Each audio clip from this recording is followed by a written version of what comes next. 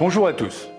Toujours dans le cadre de ces vidéos sur l'explication des intelligences multiples, aujourd'hui, nous allons parler de la 9e intelligence, l'intelligence du temps.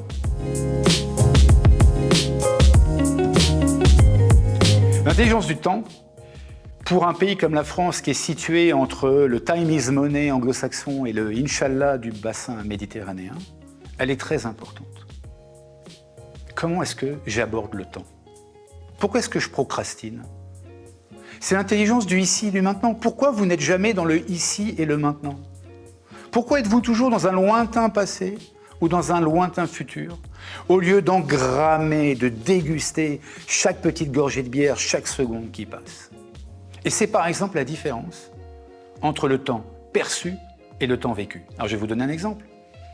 Vous prenez un couple qui part par exemple au Kenya, dans un endroit absolument superbe. Vous prenez un autre couple équivalent qui part également au Kenya, dans un endroit peut-être un petit peu moins superbe. Notre premier couple est extrêmement heureux, ils ont des daiquiris, ils voient des lions, ils voient les Big Five, ils voient les rhinos, tout se passe très bien, etc. Sauf que, au moment de rentrer, les bagages sont perdus. Ils arrivent à l'aéroport, l'avion a 4 heures de retard. Ils montent dans l'avion, ils ne sont pas surclassés comme ils s'attendaient. Pendant le vol, je ne vous dis pas, il y a des cumulonimbus partout, ça tangue, ils ont peur. Ils arrivent à la frontière, là, grève des douaniers, ils attendent 2 heures. Ils rentrent chez eux, ils font un dîner le week-end suivant avec leurs amis, ils disent « N'allez jamais au Kenya ». Vous prenez le deuxième couple. Ce deuxième couple a un petit peu moins d'argent que le premier, mais ils ne voient peut-être pas les Big Five, mais ils en voient au moins 4. Mais ils rentrent sans problème à Paris. Et ils vont dire à leurs amis « Aller au Kenya, c'est juste fantastique ».